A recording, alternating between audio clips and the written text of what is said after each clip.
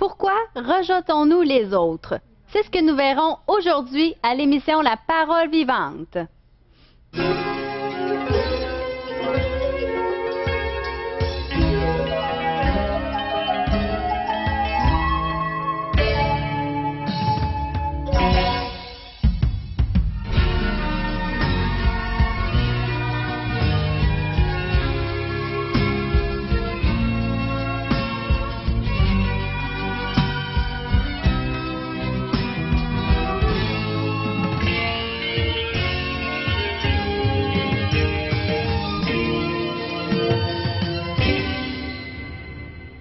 Bonjour et bienvenue à vous à la maison. Nous sommes vraiment contents que vous soyez des nôtres avec nous aujourd'hui. Nous avons une belle émission avec Pasteur Régent Joly. Bonjour Marianne. Bonjour Régent. Et bonjour à nos téléspectateurs. Un autre beau rendez-vous avec la parole de Dieu, parole vivante, une parole efficace qui vient opérer en nous des transformations, des miracles, des changements. Oui. Et on aborde ce grand thème, le rejet. Malheureusement, notre société est caractérisée par ce rejet. Oui. Dans divers milieux, nous retrouvons que ces gens sont délaissés. Il y a des gens qui sont méprisés, qui sont mis de côté. Même nous, à cause de notre foi, on peut le vivre. Hein? C'est vrai. Alors, comment faire face à tout cela? Et d'où vient le rejet? D'où vient le fait de faire du favoritisme et de mépriser certaines personnes de notre entourage et d'en accepter d'autres? D'où vient ce fait? On regarde ça ensemble? Oui. Bible à la main ou une portion des Saintes Écritures. Vous allez pouvoir suivre bloc-notes, crayon. Prenez-les, ces notes-là que je vous donne à l'instant même, et vous pourrez nous en faire la demande également si vous aimeriez recevoir un exemplaire de cette émission. C'est possible aussi, ou en allant nous visiter sur espoir.ca, vous allez pouvoir repiquer puis reprendre donc à la portée de la main avoir cette émission concernant le rejet, cette série d'émissions. D'où viennent donc les causes du rejet? Pourquoi rejetons-nous les autres, nos semblables pourtant qui ont été faits comme nous à l'image de notre grand Dieu? Comment se fait-il que nous sommes donc en train de mépriser certaines personnes? Et cela peut se vivre avec des êtres qui ont déclaré pourtant leur amour l'un envers l'autre. Un couple qui à un moment donné se méprise et dit « je n'ai plus besoin de toi, je ne t'aime plus, je ne veux plus rien savoir de toi, je ne veux plus t'avoir dans ma vie ». Et ça fait mal, ça blesse. Et les personnes vont partir et avec leurs blessures et essayer de retrouver l'amour avec un de leurs semblables ailleurs. Et c'est très difficile de vivre de la sorte. Il y a un exemple dans la Bible, une histoire, du moins Genèse chapitre 37, l'histoire de Joseph, qui est né dans une grande famille avec donc ses frères. Il est rejeté. Et on voit pourquoi il est rejeté, entre autres à cause de ses agissements. Genèse 37, verset 2. Il allait vers ses frères, apportait tout ce que ses frères faisaient, disait à son père. Alors donc, ce n'était pas accepté d'être rapporteur ou d'être une personne qui essaie peut-être d'aider, de soutenir. Vous savez, les gens n'aiment pas se faire dire leur quatre vérités, dire « Hey, tu as un problème dans ta vie, est-ce qu'on peut t'aider ?» Alors on peut rejeter de la sorte à cause des agissements ou peut-être à cause des agissements des autres. Le père, il s'avait fait du favoritisme à deux occasions, entre autres, concernant la vie de Joseph. Entre autres, on voit qu'il l'avait choisi parmi tous les autres frères. Il lui avait donné un cadeau qui le distinguait des autres, c'est-à-dire ce vêtement qui le caractérisait, ce vêtement de couleur qu'il avait reçu de son père, et cela avait suscité de la jalousie dans le cœur des frères, voyant qu'il était plus aimé que les autres.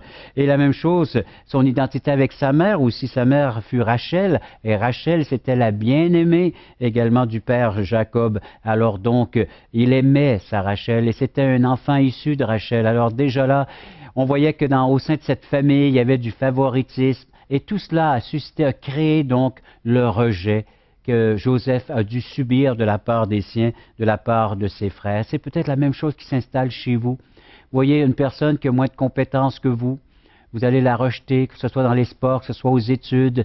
Au lieu de l'aider, essayez de participer, de l'encourager, ainsi de suite, d'ouvrir votre cœur et voir à comprendre et à saisir pourquoi vit-elle ces choses. On a vu la dernière fois le comportement d'une personne qui a été rejetée, comment est-ce que c'est pas facile pour elle, aussi bien à l'intérieur qu'à l'extérieur. Donc son comportement va susciter de la colère, elle va du mécontentement. C'est pas facile de vivre avec tout ce problème qui surgit au sein d'un comportement d'un individu. Et là, on peut le multiplier par 2, par 3 lorsqu'on est au sein d'un groupe, d'une équipe. Mais avez-vous remarqué, prenons l'exemple juste du sport. Alors, comment de personnes qui peuvent vivre de la sorte dans une seule et même équipe, et là, on parle des finales dans le domaine du hockey, mais il faut l'unité pour vaincre l'ennemi. Il faut s'unir ensemble, il faut travailler ensemble, travailler en équipe et non individuellement si on veut réussir. Et c'est la même chose au sein d'une famille. Il faut chercher l'unité au sein d'une équipe peut-être qui étudie, qui travaille, au sein d'une église, d'une communauté quelconque. On a besoin de s'unir. Donc, il faut regarder d'où viennent les sources qui nous divisent, les causes qui nous divisent, les causes qui font qu'on rejette nos semblables. Il faut examiner tout cela à la lumière, si vous voulez, des Saintes Écritures. Vous pouvez analyser également, donc, en partageant, en faisant une table ronde et en discutant. Rien de tel. Avant, on avait le repas familial où on pouvait discuter de ces choses, mais malheureusement, il n'y a même plus ce genre de repas. On ne se retrouve plus pour le petit déjeuner, ni pour le dîner. Et puis le soir, eh bien, c'est vite pris, hein, un repas. Alors on arrive à la maison, on est fatigué, les deux ont travaillé, on va coucher, laver les enfants et les coucher. Et là, on regarde la télévision. Malheureusement, on ne prend plus ce temps de s'ajuster quotidiennement, ou du moins pendant la semaine, de voir où est-ce qu'on en est rendu avec nos relations interpersonnelles et tout ce qui peut se dégager au sein d'une famille ou d'une équipe ou d'une église, avoir des rencontres au sein de l'église, de pouvoir s'ajuster là aussi. Identifions les causes du rejet parmi nous. Nous vous offrons tout à fait gratuitement de la littérature, un Nouveau Testament et d'autres littératures qui pourront vous aider à faire vos propres recherches. Vous n'avez qu'à communiquer avec nous sur notre site espoir.ca ou bien en téléphonant et vous recevrez cette littérature tout à fait gratuite. Nous vous invitons à nous contacter pour recevoir gratuitement de la littérature. Vous recevrez le Nouveau Testament, une portion des Écritures relatant la vie de Jésus, ainsi que l'Évangile de Jean qui parle de comment connaître Jésus et sa merveilleuse promesse. Un tract, Aujourd'hui l'espoir, c'est Jésus seul. Et finalement, un livre de relations d'aide sur la Bible de June Hunt, qui nous parle que la Bible est la source suprême de la révélation du sens de la vie. Alors n'hésitez pas à appeler, c'est gratuit. La frustration, rien de tel pour décrire une personne qui est rejetée par ses semblables. Les causes évidentes du sentiment de rejet, les voici, l'abattement, abattu à cause de la perte d'un être cher, un décès qui est dans ton entourage, une personne qui t'aimait, qui t'estimait beaucoup et maintenant tu as perdu, il va sans dire cette estime que cette personne pouvait t'apporter et là tu te cherches, c'est l'abattement, c'est on crée à l'injustice même, l'abandon, le fait d'être mal aimé. Vous savez, la Bible décrit les gens qui sont mal aimés, mais elle décrit aussi les bien-aimés. C'est comme ça que l'Évangile appelle ceux qui se confient dans la personne de Jésus-Christ, dans son œuvre. Vous êtes des bien-aimés, mes chers bien-aimés, parce qu'autrefois nous étions des mal-aimés. On ne savait pas trop comment aimer, comment recevoir l'amour des autres. Il y a également les sévices sexuels, c'est-à-dire les abuseurs, et ça dès l'enfance. Peut-être certains d'entre vous avez été abusés, et là aussi c'est tout déformé en ce qui a trait donc cette histoire d'accepter les autres ou d'être accepté par les autres avec toujours une intention bien particulière que vous avez dans le fond de vos pensées. Cet intrus qui est là, le rejet. Il y a également se sentir inutile, peut-être qu'on vous l'a déjà dit ouvertement, on vous a tassé. Et puis le divorce peut être une cause également, le fait qu'on vive maintenant avec le rejet. Si je n'ai pas été à la hauteur d'une certaine personne afin de combler tous ses besoins, c'est difficile pour moi maintenant de combler une autre personne avec laquelle on pourrait refaire sa vie, comme on dit si bien. La violence conjugale, elle a aussi les difficultés à accepter tout cela, à comment me comporter devant une personne donc qui peut-être me maltraite ou si c'est pas physique, au moins avec les paroles, moralement, donc les punitions excessives, il y a eu du favoritisme chez les parents et puis là aussi les enfants qui créent à l'injustice et qui ont pu percevoir de l'injustice au sein de l'autorité parentale à leur égard.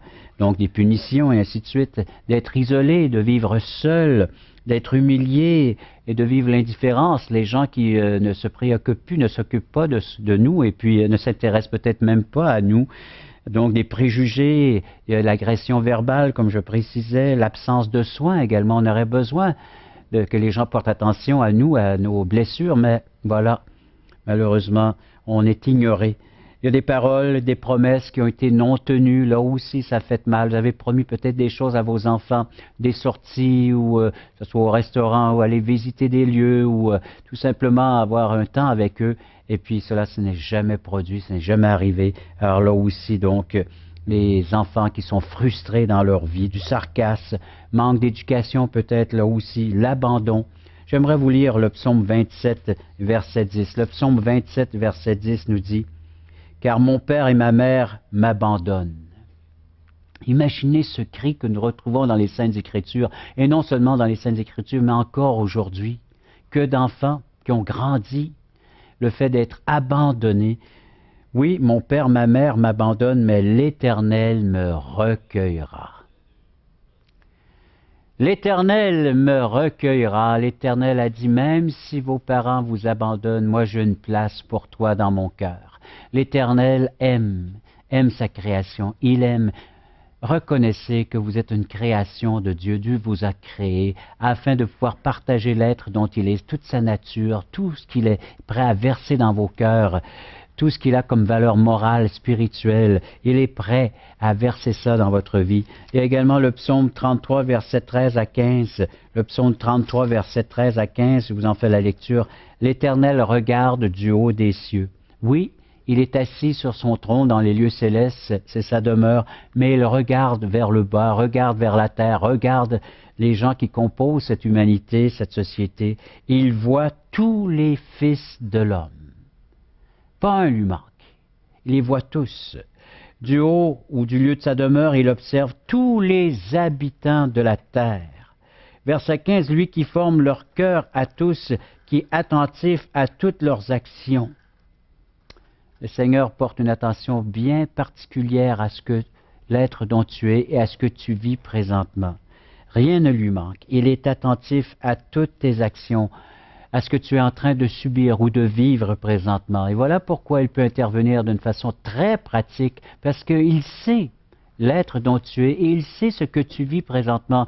Et c'est cette parole qui vient d'actualité dans ta vie. Elle est très actuelle, aussi bien que d'entendre une manchette, une nouvelle. Eh bien, cette parole, elle est d'actualité dans ce que tu vis. Elle t'atteint, elle vient te toucher, elle vient t'émouvoir. Pourquoi? Parce que c'est un Dieu vivant, un Dieu qui voit, un Dieu qui sait toutes choses et qui sait que tu as besoin d'entendre ce message présentement qui est propagé par les médias. Dieu veut te parler, il vient te chercher, il vient te montrer le besoin qui est là réel dans ton cœur et comment est-ce que lui seul, du moins lui, voudrait le combler. Il voudrait te satisfaire, combler l'être dont tu es, guérir et apporter donc les besoins nécessaires. Tu aimerais les découvrir, il va sans dire, en lisant les Écritures. On t'offre une portion de ces Écritures tout à fait gratuitement. Tu n'as qu'à en faire la demande à l'adresse webespoir.ca, donc via Internet, ou en composant le numéro de téléphone qui va paraître à l'écran. Compose ce numéro et rejoins-nous, et par le fait même, tu recevras gratuitement cette littérature. Nous vous invitons à nous contacter pour recevoir gratuitement de la littérature. Vous recevrez le Nouveau Testament, une portion des Écritures relatant la vie de Jésus, ainsi que l'Évangile de Jean qui parle de comment connaître Jésus et sa merveilleuse promesse. Un tract, Aujourd'hui l'espoir, c'est Jésus seul.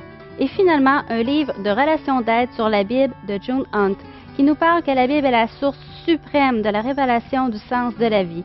Alors n'hésitez pas à appeler, c'est gratuit. Un grand piège qui est là à la portée de chacun d'entre nous, et on peut y mettre le pied à chaque instant, c'est de vivre aux dépens des paroles des autres, des valeurs des autres, c'est-à-dire de perdre notre personnalité. Il y a beaucoup de couples qui en arrivent là, malheureusement, et c'est triste de savoir qu'on ne peut plus vivre sans la personne qui nous est chère, sans que l'autre soit présente, parce qu'on a nos valeurs, on a notre personnalité, Dieu nous a créés à son image, et on devrait bénéficier. Le piège, il est décrit dans Proverbe 29, le verset 26. Beaucoup de gens recherchent la faveur de celui qui domine, et c'est la crainte des hommes qui tend un piège, verset 25. Mais celui qui se confie en l'Éternel est protégé. On est protégé de ces pièges qui peuvent être tendus ici et là qui prêts, il va sans dire, à nous accrocher et puis à nous faire subir ces blessures et par le fait même devenir dysfonctionnels dans notre société. Chacun a sa personnalité, chacun devrait avoir sa liberté d'expression, de pouvoir vivre pleinement l'être dont il est. Et le plein épanouissement, on l'obtient uniquement lorsque la faveur de Dieu est ancrée dans notre vie, cette grâce, cette présence. Et c'est le texte que nous allons lire qui va terminer cet enseignement d'aujourd'hui. C'est dans 1 Pierre, le chapitre 2 et le verset 22.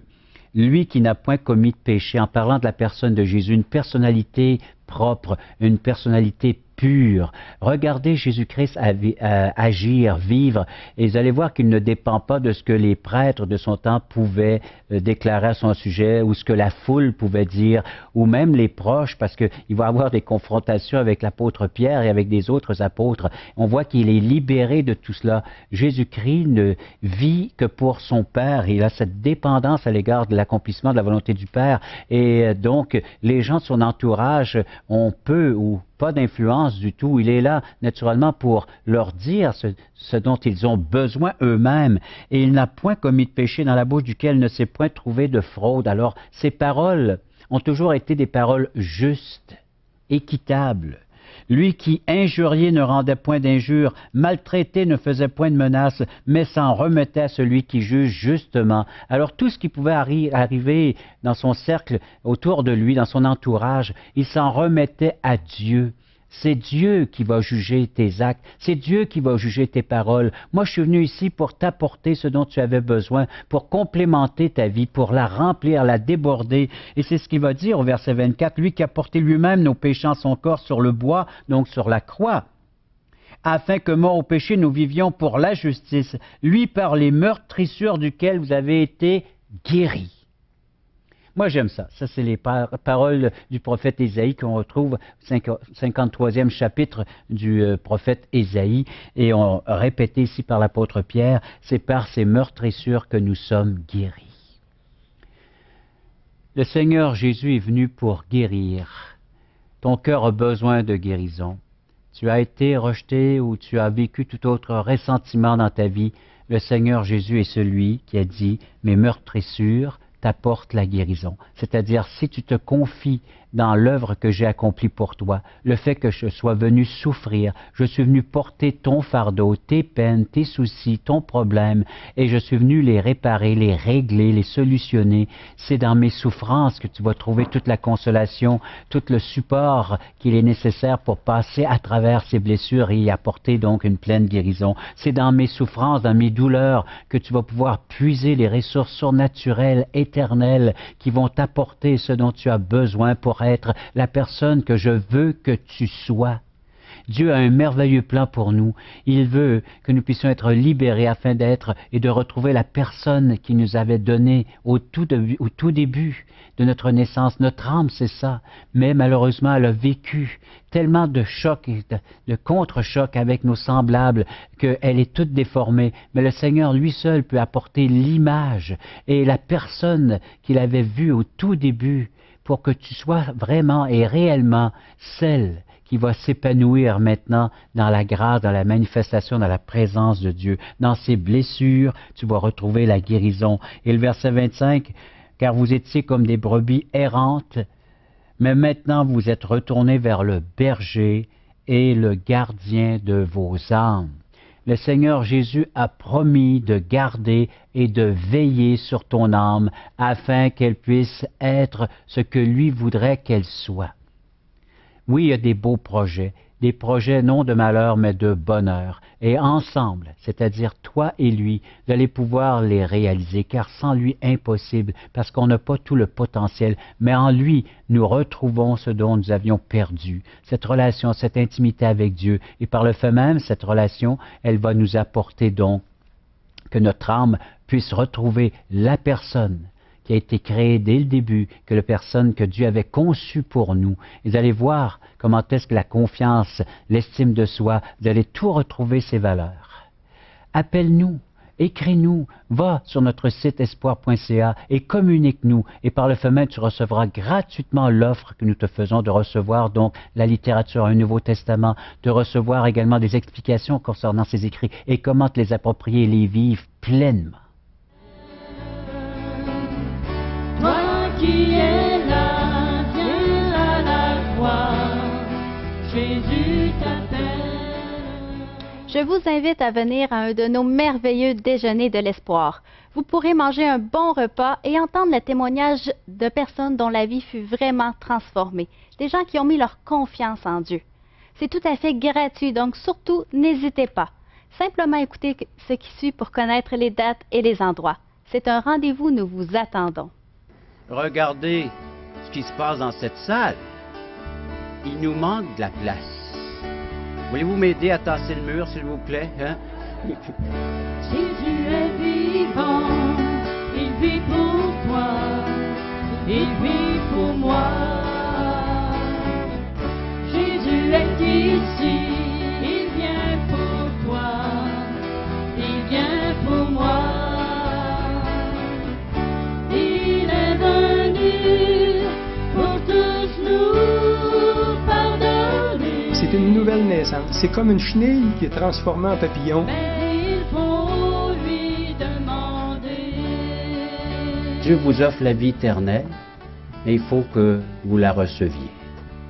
Parole vivante vous invite à participer à l'un des nombreux merveilleux déjeuners de l'espoir. Ces déjeuners ont lieu dans plusieurs restaurants réputés de la région et vous sont offerts gratuitement. Venez entendre le témoignage d'une vie transformée par la puissance de Dieu. Pour connaître les détails concernant l'endroit, la date et l'heure pour votre région, composez le 1-877-537-7647 ou notre site web www.espoir.ca. Une partie de l'émission que nous apprécions tous, la partie témoignage. Notre invité, M. René Frey, nous a précisé qu'il est pasteur de génération en génération, de père en fils, mais, et j'apprécie ce mais, il faut vivre une expérience personnelle avec Dieu. Raconte-nous la tienne, René.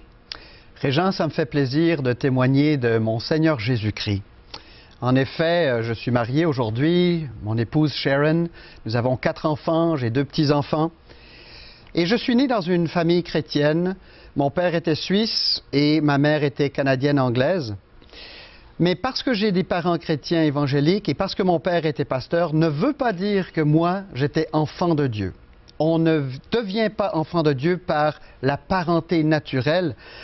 Et petit garçon en Suisse, en grandissant dans le village de Tramelan, dans le Jura bernois, un peu comme les Laurentides ici au Québec, des montagnes roulantes. J'ai grandi dans un village et je volais dans les magasins, je désobéissais, je mentais. Et quand mon père prêchait sur le péché et sur les conséquences du péché, mon cœur me travaillait et je savais que si j'allais mourir, j'irais à l'autre place. La place réservée pour les menteurs et les désobéissants. Et donc, un jour, je suis rentré de l'école, c'était pesant sur mon cœur, toute cette culpabilité-là, et je pleurais. Rentré à la maison, j'étais inconsolable, et ma mère m'a demandé « Mais qu'est-ce qu'il y a ?» Et je me rappelle encore de ce sofa dans le salon où je me suis agenouillé. Elle m'a montré Jean chapitre 1 et verset 12 où il est dit « Mais à tous ceux qui l'ont reçu, Christ, à ceux qui ont cru en son nom, elle a donné le pouvoir de devenir enfant de Dieu. » Et ma mère m'a dit, « Veux-tu devenir un enfant de Dieu? » J'avais 8 ans. J'ai dit oui. Mais je pleurais tellement mon cœur me faisait mal sur tout ce poids de culpabilité. Elle m'a dit, « Demande au Seigneur d'entrer dans ton cœur. » Je l'ai fait ce jour-là, c'était le 16 avril 1956. Donc le 16 avril prochain, ce sera 50 ans de vie chrétienne. Et ce jour-là, je suis content que mes parents m'aient nommé René, parce que je suis rené ce jour-là. 2 naissances pour René Frey. Une première physique, une seconde, une deuxième spirituellement. Mais c'est malheureusement pas la fin de l'histoire. Parce que, étant ratoureux de nature, même si j'ai reçu Jésus-Christ, l'ancienne nature est toujours là, voulant prendre le dessus. Alors, il y a un duel, un combat qui se fait là. Oh que oui. Et l'école secondaire, j'étais tiède, et puis c'était les années 65, 66, 67, les Beatles, rock and roll, Woodstock, j'étais à Woodstock, je m'en glorifie pas, la drogue, la boisson, les tavernes, courailler, tout cela m'a amené bien bas, j'étais loin de mon Seigneur, jusqu'à ce que ça fasse tilt. Et j'étais à l'école normale, j'apprenais pour devenir enseignant, j'étais assis en arrière d'une classe, les étudiants me regardaient en tournant vers l'arrière, je leur disais « Non, non, regarde vers l'avant ». Et tout à coup, j'ai comme perdu la boule. J'ai dû entrer à l'hôpital de jour pendant plusieurs mois. Petit à petit, le Seigneur m'a guéri. Et là, il m'a fait la grâce de quitter cette double vie péché et vie chrétienne pour que j'aille droit sur le chemin avec le Seigneur. Je ne suis pas parfait maintenant, mais ce jour-là, je peux dire que selon Jean 8, 34 et 36, quiconque se livre au péché est esclave du péché, mais si le Fils vous affranchit, vous serez réellement libre. Et ça m'est arrivé d'être réellement libre de ce passé. Et c'est le nom que je porte, le nom de famille, c'est Frey. Frey en allemand veut dire libre. Merci beaucoup, René, et j'espère que vous aussi, vous vivrez de cette expérience de la liberté en Christ.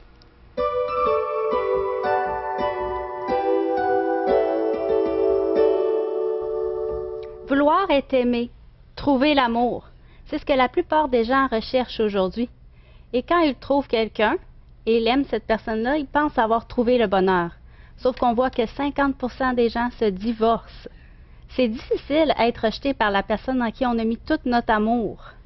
Mais Dieu, lui, qui vous a créé, ne vous rejettera jamais. Il a même permis que son propre Fils meure pour vous afin que vous ayez la vie éternelle. C'est vraiment un amour inconditionnel. Et si vous dites oui à cet amour, ce sera vraiment un oui éternel. C'est merveilleux. Quel beau lien tu fais avec l'amour de Dieu. Et c'est justement ce qu'il a manifesté, Jésus en venant sur la terre. Oui. Le verset dans Jean chapitre 3, verset 16 nous dit « Car Dieu a tant aimé le monde qu'il a donné son Fils ».